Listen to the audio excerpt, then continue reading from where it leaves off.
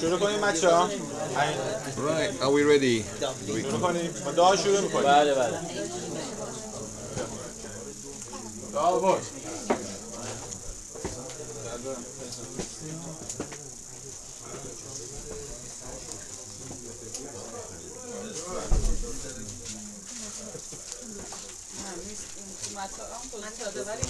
اون قسمت اون دوتا رو توضیح ندارم.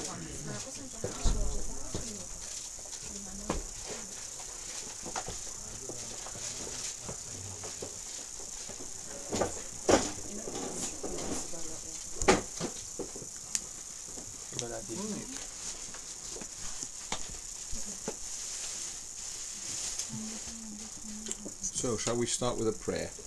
با دعا شروع می‌کنیم. Father in heaven, ای پدر ما که در آسمانی، we thank you that we can meet together in peace. ازت ممنونیم که دوباره همدیگر ملاقات می‌کنیم در صلح و آرامش.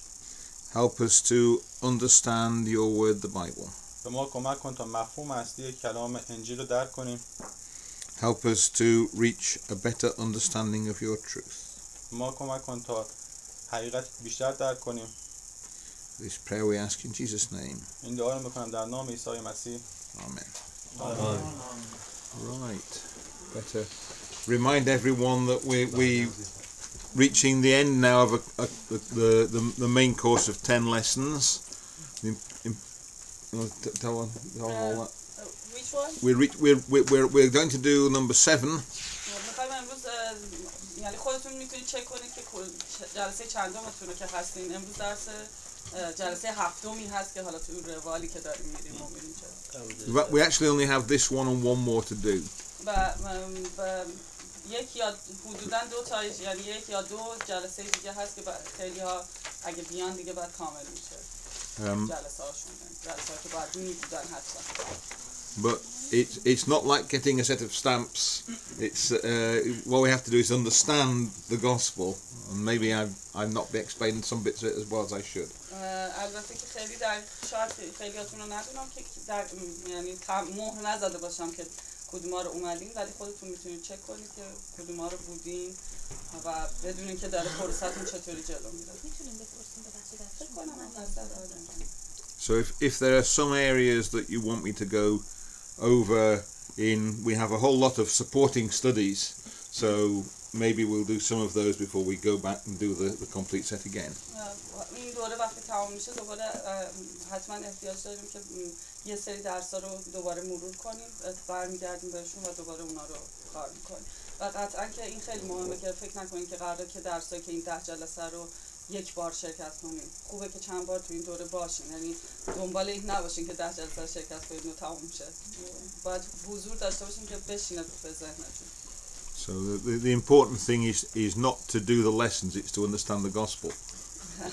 همینو توضیح همین دوباره که منم همینو گفتم که بهتره که باشین به خاطر اینکه داریم با انجیل کار میکنیم برای اینکه بهتر درکش کنیم. And the example I've got is at our judo club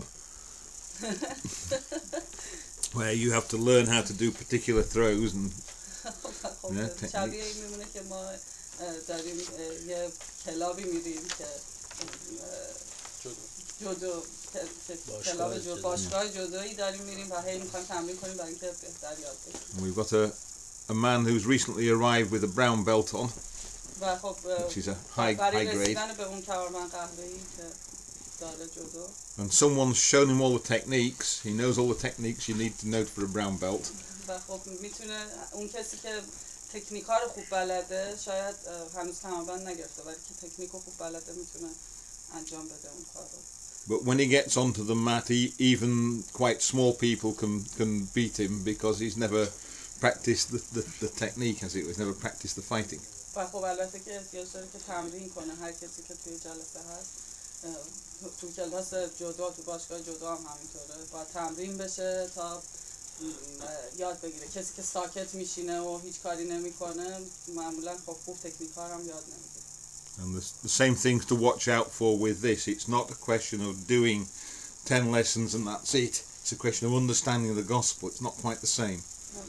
مثل میدونین این خیلی مهمه که هم حالا برگرد دوباره که مثل انجیل نگاه کنیم. این نیست که فقط هر 10 جلسه بیایم بشینیم سر کلاس و بگیم خب ما بودیم اینجا پس رفتیم خدا. باید باشیم عمل داشته باشیم. گوش بدیم به آنچه که داریم میشنویم. Anyway, we're going to talk about where temptation comes from today.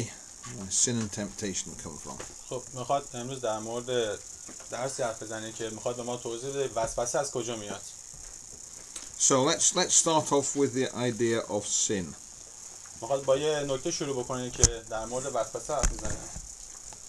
So sin is doing something which breaks the moral principle that God defines. میگه من اشتباه ترجمه گفت گناه بود که گفتم وسوسه. میگه گناه چیزی هست که قوانین خدا رو میشکنه و مخالف اون میشه. So there are 3 passages in the New Testament that give a nice picture of what we mean when we talk about sin. میگه 3 تا قسمت هست تو انجیل که در مورد گناه حرف میزنه که به شما اطلاعات خوبی میده. الان میخواد بهشون بپردازه. So the first is in the first letter of John. اگه به نامه اول یوحنا بریم. Chapter 3 verse 4. نامه اول یوحنا باب 3 آیه 4. آیه 3 و 4. باب 3 آیه 3 و 4. 1608. بله. باب 3 آیه 3 و 4. کسی دوست داره بخونه؟ پیداش بخونیم. هر کس در زندگی در گناه دیگه باب 3. بچه درس امروز خیلی مهمه به نظر من. یا آیه رو یادداشت بکنین که یکی از اون یه سوال پرسید حتما جوابش داشته باشین بگیم. هر که چنین امیدی بر وی دارد خود را پاک می‌سازد چنانکه او پاک است. هر کس در گناه زندگی می‌کند برخلاف شریعت عمل می‌کند. گناه به واقع مخالفت با شریعت است. So it says here that sin is breaking the law. اینجا در تو آیه میگه که گناه شریعت میشکنه، قوانین خدا رو داره میشکنه. So if God has a law of what is right and what is wrong. و خدا یه قوانینی وضع کرده گذاشته که به ما بگه چه چیزی غلطه و چه چیزی درسته. So if we break that law and we do something that's wrong, then we are committing sin. و اگر ما این قوانین رو بشکنیم یه کار اشتباهی انجام میدیم و اون موقع ما گناه کردیم. So that sounds quite simple. It's more complicated than that, of course. البته به نظر میرسه که خیلی ساده است این حرفی که میزنیم ولی وقتی عمیق شیم توش میدونیم که خیلی پیچیده. So let's look at another example, another passage. This is in Romian. میخواد به یه جدی هم اشاره بکنه در مورد همین قضیه تو رومیان هست. So chapter 14 رومیان باب 14 and verse 23. باب 14 چی؟ 23. رومیان باب 14 آیه 23. 23 خالی؟ همون 23 خالی آیه آخرشه. اما کسی که در وای خوراکی دچار تردید پیدا کردیم؟ اما کسی که در وای خوردن خوراکی دچار تردید است اگر آن را بخورد محکوم می شود زیرا با ایمان نخورده است و آنچه از ایمان نباشد گناه است. So the context of this is people trying to decide what they can eat and what they can't eat. میگه اینجا در مورد توضیح میده که مردم چه چیزی میتونن بخورن و چه چیزی نمیتونن بخورن. Now the rule is that actually a Christian can eat anything that isn't going to make him ill, you know. میگه ولی تو مسیحیت تو شما هر چیزی میتونین بخورین براتون هیچ مشکلی نداره. But some of them were worried because they've been brought up as Jews and they didn't like to break the Jewish dietary laws. میگه ولی یهودیاشون یه سری قوانین دارن که بهشون گفته شده که مثلا بعضی از غذا رو نخورن چون اگه بخورن قوانین میشکنن. And Paul writes back, if your conscience won't let you eat something, then you shouldn't eat it. ولی میگه اگر در مورد خوردن یه خوراکی تردید دارین و وجدانتون دچار عذاب میشه، حالا اگر تو مسیحیت هم درست باشه ولی شما با عذاب وجدان خوراکی بخورین، او تبدیل میشه به گناه. So if you can't do something with faith, then it's sin, he says. میگه اگر شما یه کاری که دارین انجام میدین با ایمان اون کار انجام ندین، این کار گناه هست. So basically saying don't do something if you think it might be wrong, even if you don't know it's wrong. If you just think it might be wrong, don't do it. میگه اگر شما فکر میکنید که کاری که مثلا دارین میکنین اشتباه هست، ممکن اشتباه باشه، انجامش ندین، چون اگر انجامش بدین تبدیل میشه به گناه. And the third example یه is in the letter of James. میگه Jacob. یعقوب باب 4. Yeah, she knows where it is.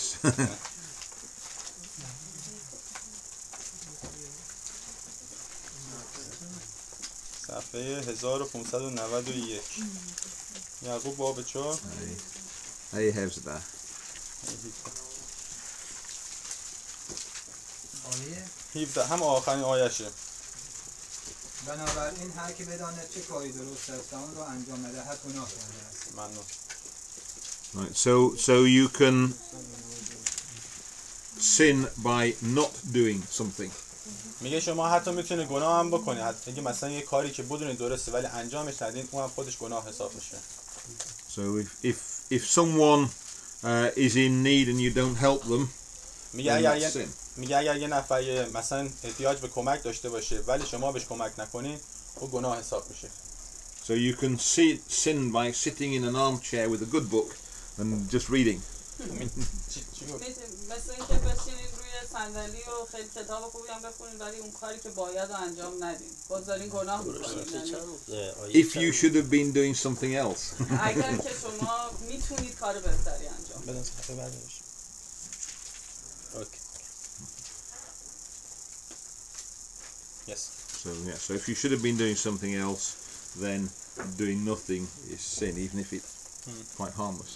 میگه ولی اگر شما همون کاری که گفت انجام ندین، کار درست انجام ندین، اون موقع گناه میکنید. So that's the first thing is this idea of what sin is. میگه اولین قسمتی بود که در مورد این درس بود و در موردش حرف زده، میخواد به قسمت دوم اشاره کنه. Now the second thing we need to remember is that everybody is tempted to sin and everybody falls to that temptation. میگه دوم چیزی که ما بهش میخوایم حرف بزنیم در مورد وسوسه است و گناه است که همه گناه کردن و گناهکارن. And again, let's look we're in the first letter of, we know we've been in the first letter of John, haven't we? We're near it. 1 John, chapter 1 and verse 8. و اول یوحنا اشاره میکنه به باب 1 آیه 8.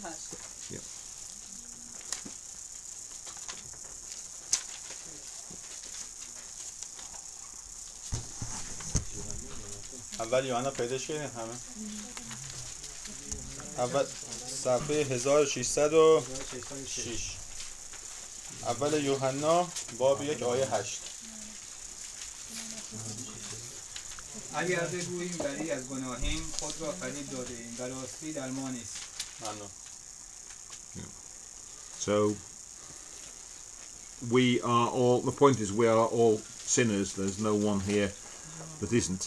میگه نکته‌ای که وجود داره اینه که ما هممون گناهکاریم و کسی اینجا نیست که بگه من گناه نکردم. And of course, something we all know, sin is the cause of death. و نکته دیگه هم که وجود داره اینه که گناه منجر به مرگ میشه. So now it's something that one needs to emphasize. It's because we live in a world where there is sin that we die, not because of a particular sin usually. میگه به خاطر این نیست که مثلا ما گناه انجام میدیم میمیریم، بلکه به خاطر اینه که ما تو دنیای زندگی میکنیم که گناه درش وجود داره. Right. Okay, so where does temptation come from? الان میخواد در مورد توضیح بده که بخواد به شما بگه وسوسه از کجا میاد و از کجا سرچشمه میگیره. And the process is shown for us in the letter of James. و تو نامه یا یعقوب تو به ما توضیح میده که این فرایند وسوسه چجوریه. Ya'qub, chapter 1 یعقوب باب 1 and verses 13 to 15. صفحه 1588 آیه 13 تا 15. یعقوب باب 1. همه پیداش کنن، اینجا قسمت مهمه، بچه‌ها زیرش خط بکشین. آیه 13 تا 15. 1588. آیه چند؟ باب 1. آیه 13 تا 15. هیچ کس چون وسوسه می شود نگوید خداست که مرا وسوسه می کند، زیرا خدا با هیچ بدی وسوسه نمی شود و کسی را نیز وسوسه نمی کند. هنگامی که کسی وسوسه می شود هوای نفس خود اوست که او را می فریبد و به دام می افکند. 15 بخونم. هوای نفس که آبستن می شود گناه می زاید و گناه نیز چون به ثمر می رسد مرگ به بار می آورد. ممنون. So we've got a process there. میگه اینجا ما یه فرآیند دیدیم. So it starts with the things we want inside us. میگه داره با یه شروع میکنه که چیزایی که درون ما هست و در موردش ما داریم فکر میکنیم. And of course sometimes there's nothing wrong with that. میگه ولی بعضی وقتا مشکلی مثلا نداره، مثلا که داریم در موردش فکر میکنیم. بعضی وقتا خوبه، بعضی وقتا بده. So if I am hungry, I can go to my kitchen, get some of my food out, cook it and eat it. میگه اگه مثلا من تو مغزم فکر کنم که گشنمه، میرم تا آشپزخونه یه غذای درست میکنم میخورم. Nothing wrong with that. میگه هیچ مشکلی نداره، ردیفه. But if I steal food from my next door neighbor, then it is wrong. ولی اگر مثلا برم فکر کنم تو مغزم که مثلا برم از همسایه‌ام مثلا غذا بدزدم، این یه چیز غلطیه. But it's the same desire. I'm hungry, so I want food. میگه ولی چیزی که وجود داره اینه که دوتاش مثلا یکی، من گشنمه. And if my next door neighbor is a really good cook, میگه اگر همسایه‌ام مثلا یه خوراکی درست که بشه که خیلی خوشبو و خوشمزه باشه، and I can smell the food, I might steal some. You know. میگه اگه من بوش کنم میتونم مثلا یه دزدی مثلا انجام خودم چیز کنم. It's not usually a big temptation for me, isn't that? Because I've got a perfectly good kitchen. But میگه این برای من وسوسه بزرگی نیست، به خاطر که مثلا من خودم یه آشپز خوبی هستم. but the principle is there. I think that's the point. ولی نکتهش اونجا، حالا بهتون توضیح میده. And the thing is that it's coming from my mind, and then I go on and do something and it becomes sin. ولی یه چیزی هست که مثلا از مغز من به وجود میاد و وقتی من میرم برای انجام دادنشون اونا وسوسه هستن و وقتی انجامش میدم تبدیل میشه به گناه. And if we look in the first letter of John again, میگه اگر باز به نامه اول یوحنا بریم و نگاه بکنیم، chapter 2 and verse 16. باب 2 آیه 16 صفحه 1607.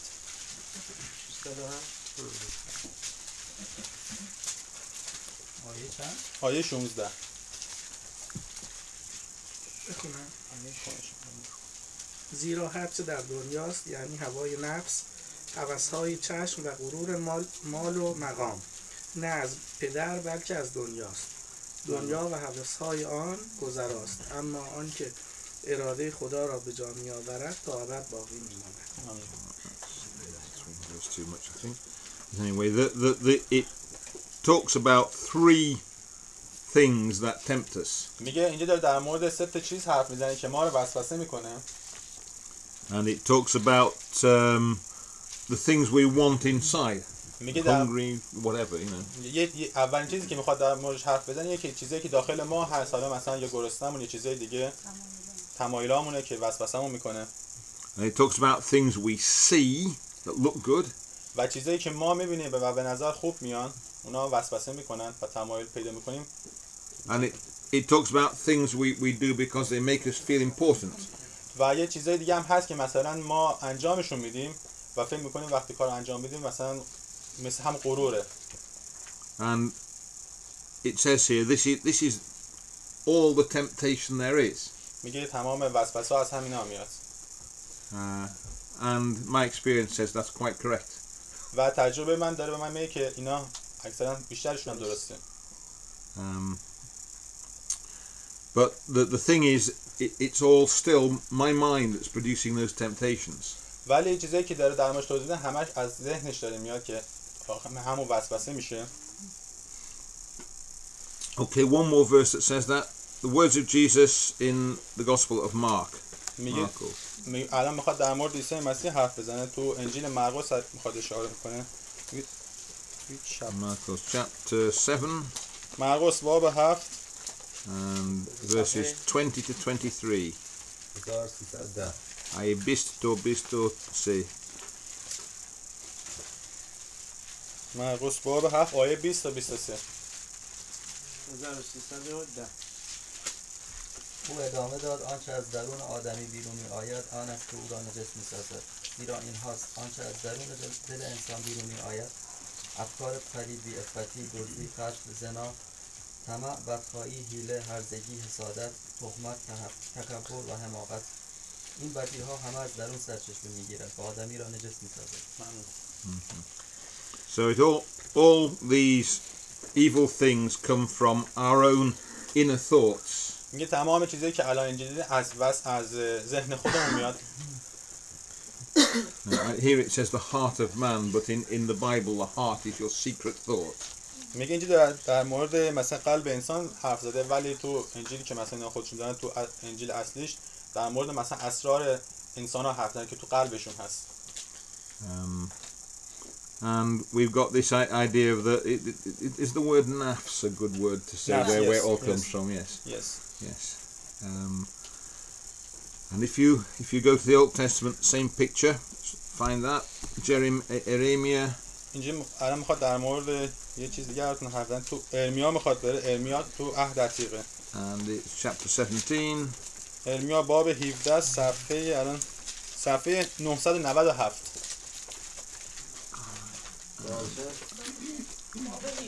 باب 19. این نو نمیدونم. 997. Verse 9. I know. 9 ببخشید 9 صفحه 900 دل از همه چیز فریبنده تر است و بسیار بیمار. همین 9 دیگه. 99. آیه 9. دل از همه چیز فریبنده تر است و بسیار بیمار، کیست که آن را بشناسد؟ And it's got this idea of again the heart where the secret thoughts are as being the most deceitful thing there is. میگه اینجا داره در مورد همین قلب حرف میزنه که همون قلب خودش مثلا یه قلب مثلا بیماریه و هر چیزی که ما خارج میشه از ما هم از طریق قلبه. So we have to be careful. Our own inner thoughts, our own feelings will deceive us. ما باید حواسمون باشه در مورد کاری که انجام میدیم و فکرایی که میکنیم قبل از کاری که انجام بدیم. And well, that's what temptation is from.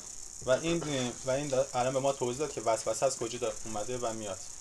Now in the Bible we've got a technical term that refers to that. We have a special word that refers to this source of temptation from inside us. و تو انجیل یه کلمه وجود داره، یه کلمه خاص وجود داره که به ما توضیح میده که وسوسه از کجا میاد. And that's Iblis. و اونم ابلیس بهش میگن. Not to be now. It's important to realize in the Bible the word Iblis and the word Shaitan are not quite the same. میگه تو انجیل چیزی که مثلا نوشته شده ابلیس و شیطان چیزی نیستن که مثلا یکی باشن، اینا دو تا چیز مختلف و جدا هستن اصلا. So we have Iblis is inside us. It's in our minds. میگه ابلیس همون چیزی که تو مغز ما و از ما رو وسوسه میکنه. So if you think of that, the devil, Iblis, is the thing that tempts us. میگه اگه باید اینجور بهش فکر کنیم که مثلا ابلیس چیزی هست که ما رو وسوسه میکنه. But we are tempted by our own human nature. ولی ما به وسیله همون تمایلات انسانی و ذات انسانی خودمون هست که مثلا وسوسه میشیم. So therefore the devil, the thing that tempts us is part of the fact that we are human beings. بنابراین این وسوسه‌هایی که ما میشیم و کاری که انجام میدیم این به خاطر طبیعت انسانی ماست. Now the alternative would be that there's a sort of thing like an angel, creature outside us. میگه بعضی کسا فکر میکنن که مثلا حالا شیطان یا این مثلا یه چیزی هست مثلا یه موجودیه یا مثلا یه فرشته هست بیرون از مثلا ما هست. اون چیزی که همه فکر میکنن، اکثرا فکر میکنن. But you can't have something like that. ولی این همچین چیزی وجود نداره. Because such a being would have to die. What? If we did have one of these, an external tempter, that would have to die. اگه چیزی در بیرون وجود داشته باشه که بخواد شیطان باشه یا اون ابلیس باشه قطعا میمیره اون در بیرون. پس قطعا وجود نداره در بیرون، در درون ماست که هست همش و زنده است. So, for example, Romans chapter 6, رومیان باب 6. برای مثال میتونیم بریم به رومیان باب 6 and verse 23. رومیان باب 6 آیه 23. خودم میخوام این تو آیه 23 اینجا سروره. خب اینجا نوشته، اینجا که نوشته خداوند اینجا سرور میشه تو خط آخرش. او خطش بزنید صفحه 1467.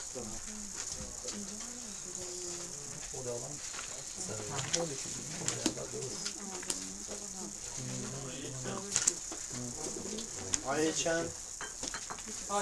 آیه 23. زیرا مزد گناه مرگ است. کسی میخواد بخونه؟ بخون دیگه. زیرا مزد گناه مرگ است، اما عطای خدا حیات جاودان در سرور ما مسیح عیسی است. So, a basic law of God written all over the Bible, sin brings death. میگه تو انجیل کلا چیزی که نوشته شده به ما داره توضیح میده که قانون اصلی که مرگ منجر به گناه میشه. گناه منجر به مرگ میشه. So if there's a being which is tempting people to sin, it would have to die. وقتی که شما پس وسوسه میشین و میرین به سمت گناه کردن، حالا به غیر از این که شما چون در این جهان زندگی میکنین گناه کارید، به غیر از اون وسوسه میشین گناه میکنین، پس به مرگ میرسید. Of course, we are going to die. We tempt ourselves and we are going to die. میگه البته که ما میریم به خاطر که ما به وسیله خودمون وسوسه میشیم و میمیریم. And that's part of the nature of the world. و این یه قسمتی از همون ذات طبیعته. Now, so we've got this word devil. It's talking about something in our minds that tempts us to sin. و چیزی که الان در موردش براتون توضیح همون بود، ابلیس بود. ابلیس هم یعنی چیزی هست که در اون ذهن ما است و ما رو وسوسه میکنه. Now the word shaitan is slightly different. و شیطان یه چیز متفاوته که اون براتون الان توضیحش میده. And it in the Old Testament was written in Hebrew, remember? Remember the Old Testament was written in Hebrew. میگه به یاد داشته باشیم، حواسمون باشه که عهد عتیق به عبری نوشته شده. And in Hebrew there's this a word Satan. و چیزی که تو عهد عتیق نوشته شده به معنی همون شیطان بوده. شیطان هم. Well, it's Satan in Hebrew. It becomes shaitan when it's in Farsi. میگه هم شیطان نوشته شده و بعد تو فارسی که میاد میشه شیطان. And that's just a word that means dushman or ragib, somewhere between the two. میگه معنیش هم که یه چیزی هست مثل همون دشمن هست یا رقیب. It's that sort of word. میگه معنی اون کلمه. It covers a wide range of different people who are opposed to us. میگه یا مثلا مردمون مثلا یه چیزی باشه که مثلا مخالف ما باشه. So anything that is opposed to us, is liable to lead us into sin, might qualify as shaitan. میگه هر چیزی که مثلا مخالف ما باشه و یه کار بکنه که مثلا ما گناه انجام بدیم، او شیطان خونده میشه و شیطانه. It might even be opposing us.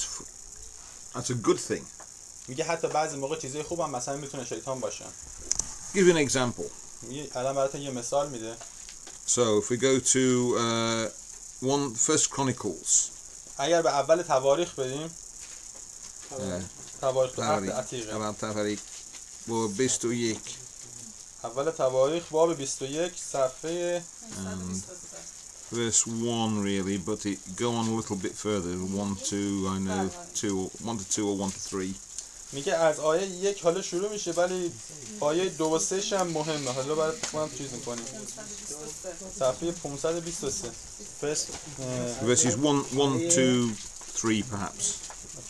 از آیه 1 تا 3 باب 21 One and two will do. I think it'll do. آنگاه شیطان در ضد اسرائیل برخاسته داوود را برانگیخت تا اسرائیل را سرشماری کند. پس داوود به یوآب و به سرداران لشکر گفت بروید و قوم اسرائیل را از بئرشعب تا دان بشمارید و مرا خبر دهید تا شمارششان را بدانم. اما یوآب گفت خداوند بر شمار قوم خویش هرچه باشد صد چندان بیفزاید. ای سرورم پادشاه، آیا تمامی ایشان خدمتگزاران سرورم نیستند؟ پس چرا سرورم چنین درخواستی دارد؟ چرا این امر باعث تقصیرکاری اسرائیل شود؟ ممنون. So that's an account, and we've got this word shaitan. میگه اینجا چیزی که مثلا نوشته شده مثلا همون شیطان بوده که الان دیدینش. Now look in 2 Samuel, دوم ساموئل. میگه الان به دوم ساموئل نگاه بکنیم. هم تو عهد عتیقه. Chapter 24. باب 24. الان براتون صفحه 415 دوم ساموئل. الان میخواد در مورد همه چیزی که هست. آیه 1 باب 24 آیه 1. Will be a but the point is this is the same thing happening. The same thing happening in history. میگه اینجا نکته‌ای که وجود داره یه اتفاق مثلا مثل همیشه داره اتفاق میفته. So if we read this from verse 1 and 2 say, or 1 to 3, 1 to 3, verses 1 to 3. از آیه 1 تا 3 کسی میخواد بخونه؟ دیگر بار خشم خداوند بر اسرائیل افروخته شد و داوود را بر ضد ایشان برانگیخته گفت برو اسرائیل و یهودا را شمارش کن. پس پادشاه به یوآب سردار لشکر که همراهش بود گفت در میان تمامی قبایل اسرائیل از دان تا بئرشبع گشته قوم را نام نویسی کن تا شمار آنان را بدانم. اما یوآب به پادشاه گفت یهوه خدایت بر شمار قوم هرچه باشد 100 چندان بیفزاید و چشمان سرورم پادشاه این را ببیند. ولی چرا سرورم پادشاه خواهان انجام این کار است؟ So you can see that it's the same incident. میگه شما میتونید که ببینید دو تا چیز مثلا مثل هم بودن. But in Tavarik, in Chronicles, what does it say? اما تو تواریخ چی گفته؟ Who is it that makes Israel do the census? میگه کی گفت که مثلا بر اسرائیل سرشماری کن؟ کی گفت؟ چیزی که الان خونی به تواریخ بود. یادتون میاد؟ یاروه. شیطان بود دیگه. شیطان. In دوم ساموئل, who is it? و تو دوم ساموئل کی بود؟ Yeah, God. خداوند. خدا. It's the Lord God. اینجا دیدین خدا بوده. So you got God who is being shaitan. میگه اینجا پس فهمیدین که خدا شیطان بوده. He is an opponent to Israel. میگه این مخالف اسرائیل بوده. That's all it means. یه معنیش کل معنیش همین بوده، مخالف. Right. So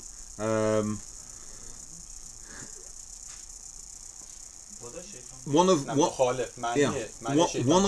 of my opponents is my tendency to sin. One thing that opposes me is my own tendency to commit sin. So one of the things that one of the things which is liable to stop me doing the right thing, it opposes me. Yes. Is that I think bad things. So that the devil is an opponent. میگه مثلا توضیحشون منظور اینه که تو دو تا قسمت اول تواریخ و دوم ساموئیل داریم میخونیم. یه جا گفته میشه که خداوند شیطان، یعنی خداوند گفته تو دوم ساموئیل، بعد یه جای اونجا گفتی که شیطان داره حرف میزنه. چرا خدا و شیطان رو داریم توی یعنی مساوی هم قرار میدیم؟ به خاطر اینکه داره تاکید میکنه به اینکه شیطان هر چیزی که در بیرونه میتونه باشه، هر چیزی که در بیرون اتفاق بیفته، حتی خداوند هم میتونه جایی و قرار بگیره که جای شیطان باشه، یعنی بیاد و ما رو منع کنه از یک کاری که بخوایم انجام بدیم، چه خوب چه بد. یعنی این خیلی خیلی موضوع مفهومیه که توی انجیل هست که شیطان میتونه خدا باشه، خدا میاد و یه موقع یه کاری رو به ما میگه و تو انجیل گفته که شیطان اینو گفته چون ما رو منع کرده از انجامش. You can have a good opponent. That's one of the things. و میتونه یه باور یا یه راهی خوبی هم باشه که جلوی پای ما گذاشته میشه، ولی شیطانه، به اسم شیطان. چرا؟ چون حالا تعریفش تو عبری شیطان همون شیطان هیچ موقع را خوب نشون نمیده. مخالف. شیطان هیچ موقع را خوب نشون نمیده. همیشه یه چیزی رو داره. اتفاقا توضیح این هستش که شیطان وقتی که راجع به شیطان میگیم معنی اون شیطانی که ما تو ذهنمون در فارسی داریم نیست، مخالف هست. هر کسی که مخالفت کنه میگن شیطان. An example, supposing Korosh decides to rob a bank. He hasn't done that this month at least, but فکر کن که میخوایم به مثال بزنیم که مثلا کوروش میخواد که یه بانکو بزنه. Right, and I see him getting ready to go in. من دارم میبینمش که داره میره بانکو بزنه، من میفهمم و میگیرمش. Then I'm his opponent. من میتونم که مخالفش باشم دیگه.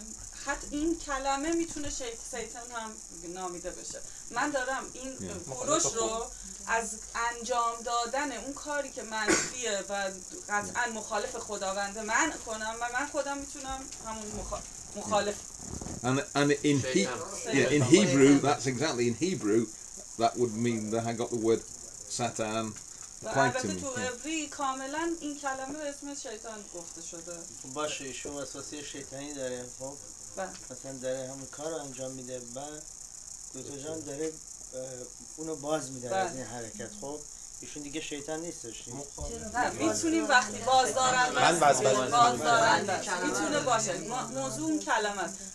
بهش میتونیم بگیم شیطان، میتونیم بگیم تو انگلیسی حالا adversary or opponent، یعنی مخالف کسی که رقیب و دشمن، همون رقیب یا اینکه میتونه حتی این کلمه استفاده بشه در جایی که داره ما رو به خداوند نزدیکتر میکنه. اینجور نیستش که مثل چیزی که تو ذهن ماست ما شیطان برامون تمامه، اینجوریه که شیطان دیگه اصلا ما حرفی نداریم، اون هیچ وقت کار خوبی نمیکنه. اما تو There goes a question over there. Excuse me. Do you mean Satan can be in form of a good person? Well, a good person might be described as Satan if you were talking in Hebrew. وقتی اگه بخوایم به عبری صحبت کنیم، ایشون پرسیدن که پس میتونه شیطان یه آدم خوبی باشه. وقتی راجع به عبری داریم صحبت می‌کنیم، اینجا تفاوت اون فرق عبری و یونانی و فارسیه که ترجمه شده. اگر که به عبری بخوایم صحبت کنیم، بله حتما میتونه. شاید بتونه، حتما نمیتونه، شاید بتونه. بعضی موقع هست، بعضی موقع نیست. It's slightly different in the New Testament because there are lots and lots of Greek words that mean opponent. و خب توی عهد جدید ولی این کلمه جاهای مختلف کلمه ها، یعنی به جای این کلمه های دیگه ای استفاده شده به جای شیطان. But there wasn't one that meant an enemy to God or God's people. و یه جایی حتی دشمن هم مثلا گفته شده، دشمنی که با خدا اتفاق افتاده یا با مردم اتفاق افتاده، یعنی خود کلمه باز تو عهد جدید اینطوری اومده. So the apostles borrowed a word from Hebrew. ولی این دقیقاً همون چیزیه که از عبری قرض گرفته شده، یعنی این کلمه انگار از همون عبری اومده و دوباره ازش استفاده شده تو عهد جدید. And again there's an example of that in Matthew chapter 16. حالا یه مثال رو نگاه کنید توی متی 16. آیه 23 verse 23 متی 16 1276 16 16 yeah Bob sorry I 23 yes بابا 16 I 23 میگم یه خورده ای بخونه.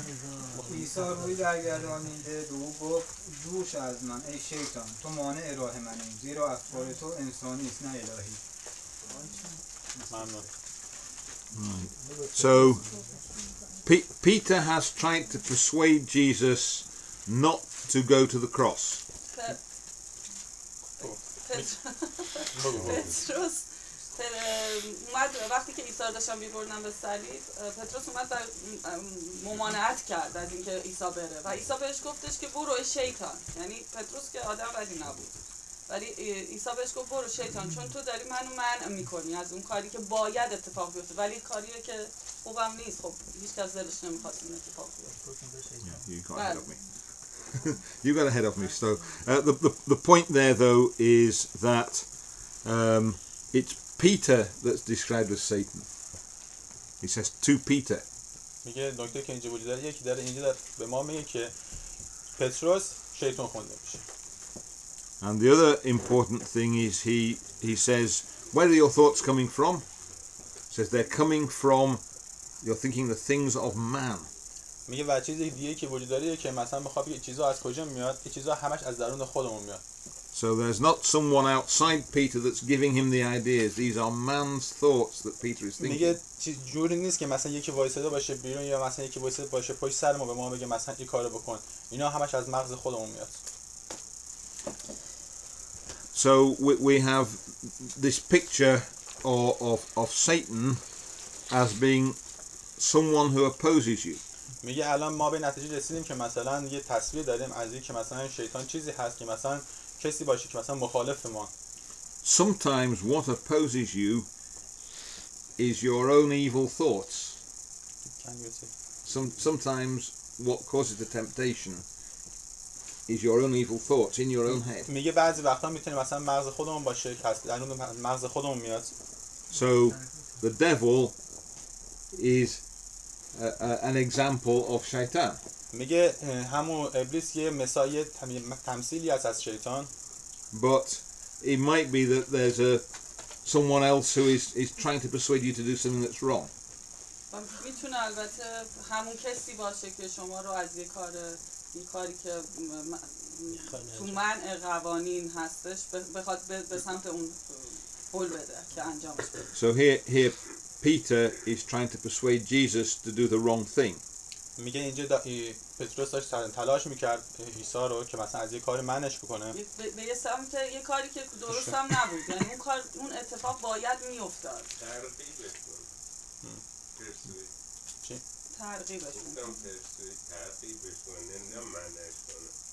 داشت ترغیبش کنه. اوکی منعش نکنه برعکس. برعکس. I didn't understand that. What did you say? That's okay. No, it's okay. Yeah. Another example. یه مثال دیگه هم میخواد براتون بده. اول قرنتیان. اول قرنتیان. And chapter where are we? Chapter 5. اول قرنتیان باب 5. آیه 5. صفحه 1486. این مرد را به شیطان بسپارید تا با نابودی نفس گناهکار رو در روز خداوند عیسی نجات یابد. روز سرور میشه. Right. So the word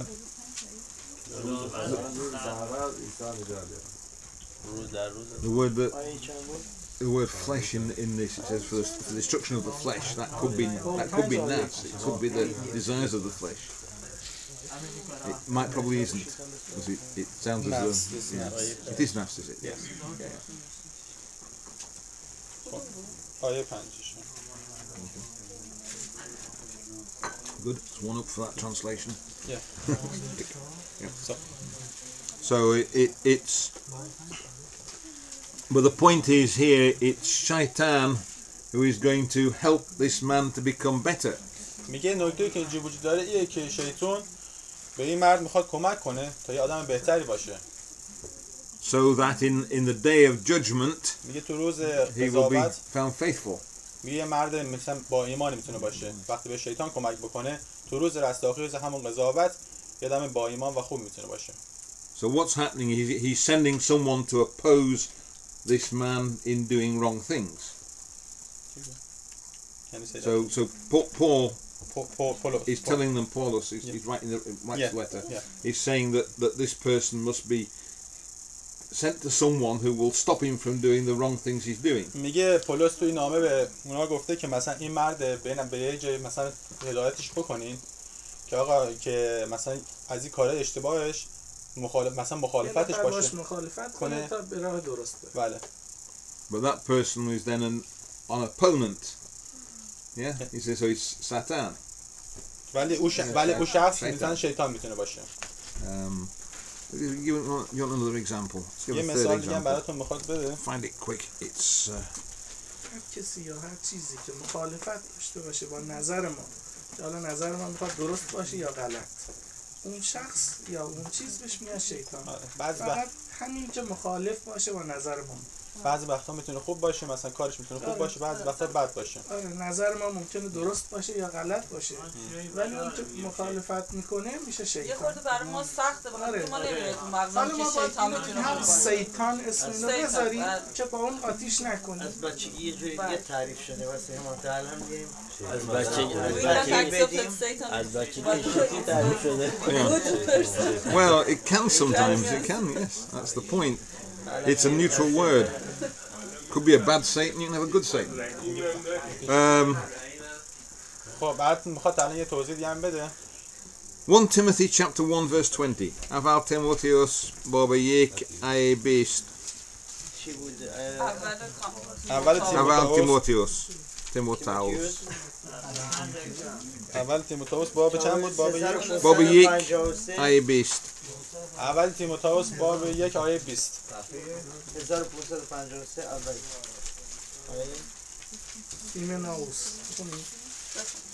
ایمنائوس و اسکندر از این دستند که ایشان را به شیطان سپردند تا عبرت گرفته دیگر کفر نگویند. So again, it's a strange idea. 1553. میگه اینجا یه ایده دیگه هم وجود داره، یه ایده عجیب غریب وجود داره. Who do you go to learn not to blaspheme against God? Well, Shaitan in this case. میگه اینجا هم باز در مورد داره شیطان حرف میزنه. کی میتونه به ما یه مهری بکنه که غیر از خداوند؟ اینجا گفته که شیطان میتونه. Again, it's someone who is going to stop him from doing whatever it happens to be. اینجا هم داره در مورد یه چیزی حرف میزنه که مثلا یه کسی هست که یه نفر مثلا متوقف میکنه که کار اشتباه انجام ندیم. There's a rather strange one in the Revelation chapter 2. میگه یه جدی هم هست که تو مکاشفه هست، تو مکاشفه باب 2.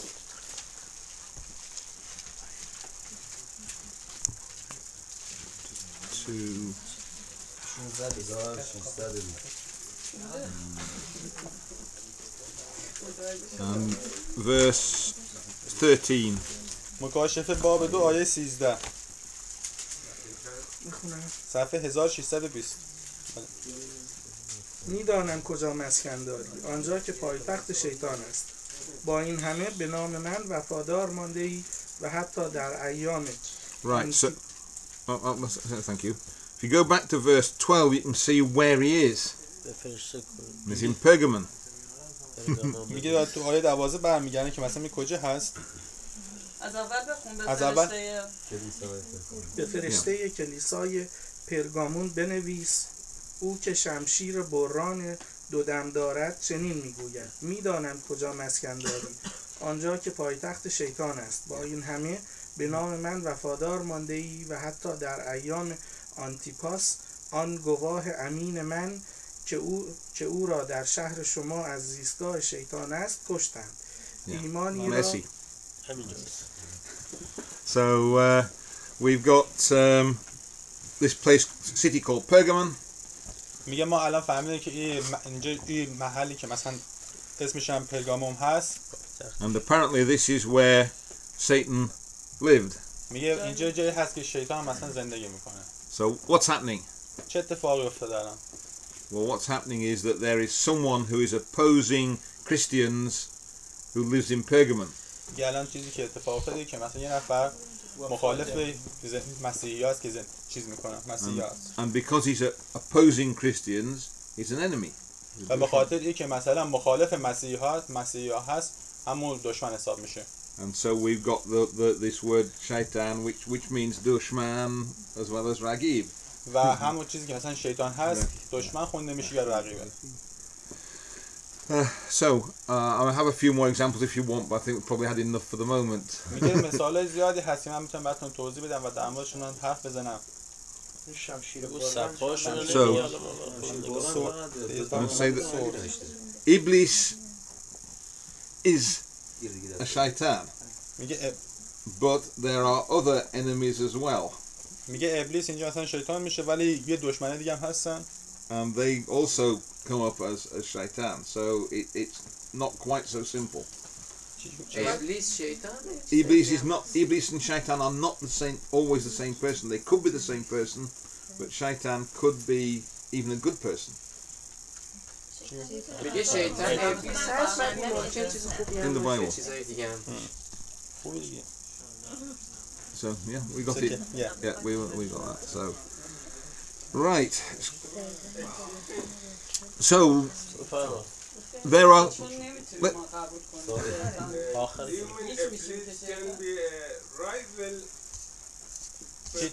Yes. A rival person could be. Yeah, he could be. Well, Iblis is part of your mind. It's the thing that makes you go away from God. And that.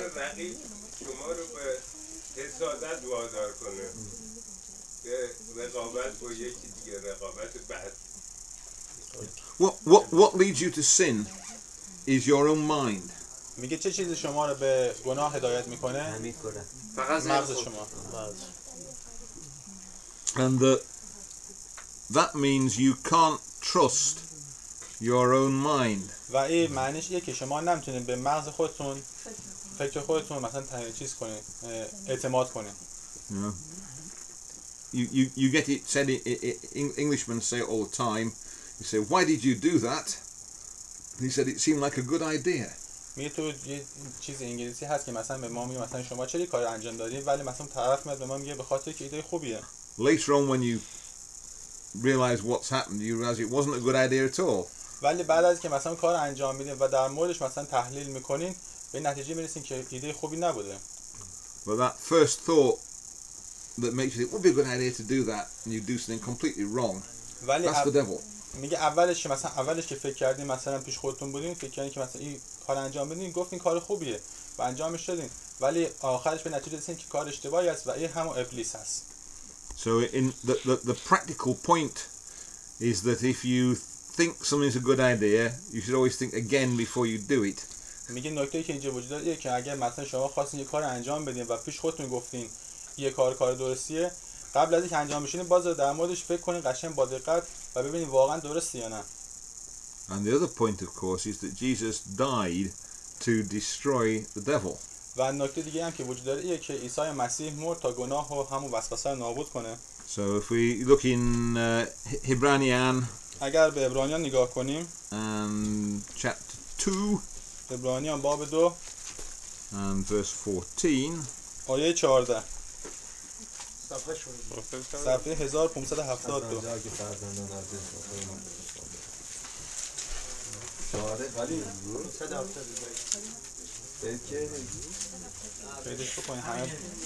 از آنجا که فرزندان از جسم و خون برخوردارند او نیز در اینها سهیم شد تا با مرگ خود صاحب قدرت مرگ یعنی ابلیس را به زیر کشد. ممنون.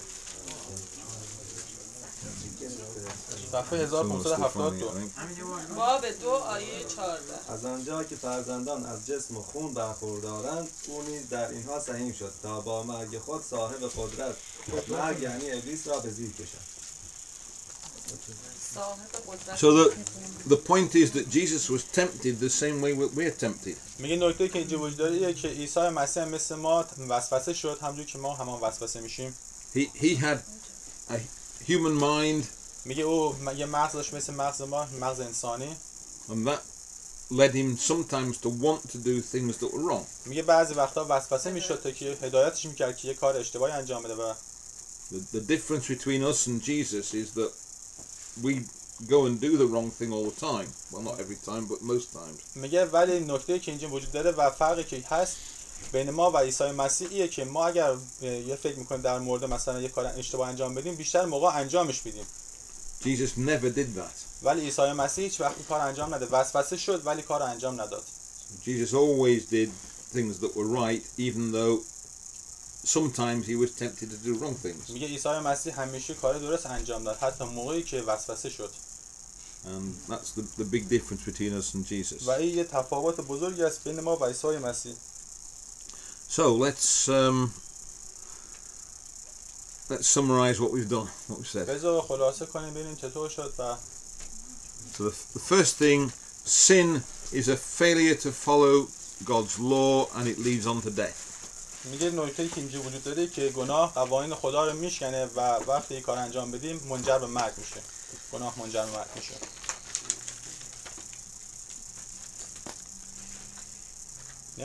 We'll finish writing.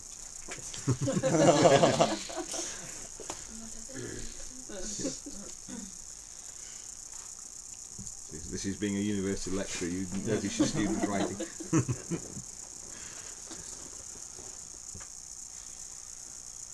Right. The second point is that the temptation to sin comes from inside our own minds.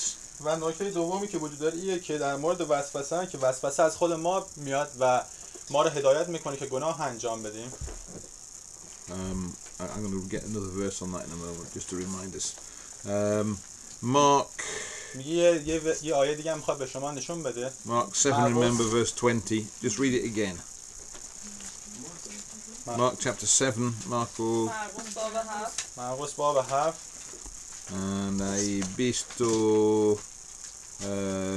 say مرقس باب 7 آیه 23 I visto 20 تا 23 او ادامه داد آنچه از درون آدمی بیرون میآید آن است که او را نجس می‌سازد، زیرا این هاست آنچه از درون دل انسان بیرون میآید: افکار پلید، بی‌عفتی، دزدی، قتل، زنا، طمع، بدخواهی، حیله، هرزگی، حسادت، تهمت، تکبر و حماقت. این بدیها همه از درون سرچشمه می‌گیرند و آدمی را نجس می‌سازند.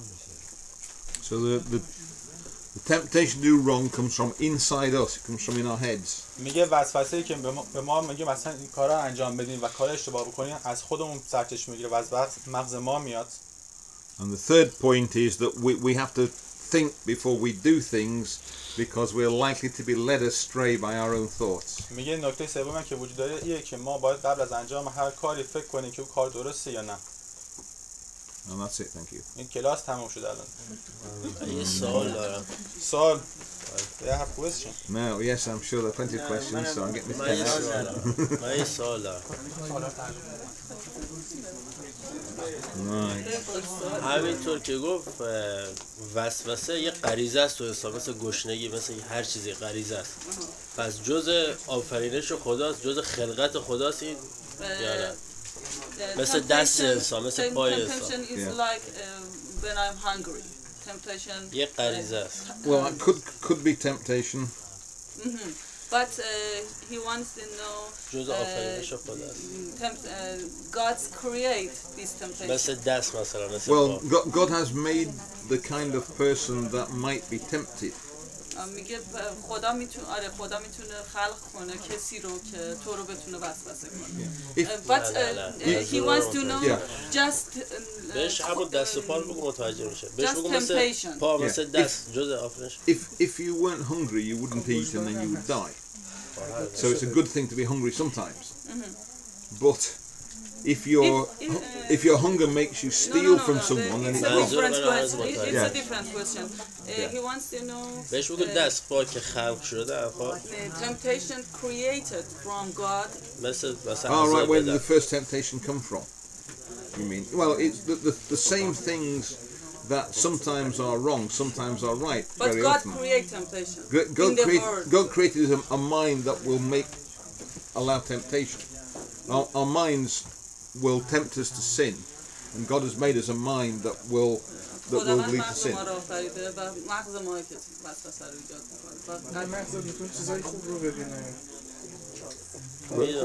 But we have a choice. We don't have to do it wrongly. جزء آفرینش خداست. وقتی یه موضوعی روحیه، وقتی یه موضوعی اینسایده، خب نمیتونی بگی که خداوند اونو خلق کرده، چون دست نیست که. من نمیتونم مثلا براش مثال بزنم دست و پای ما رو خلق کرد.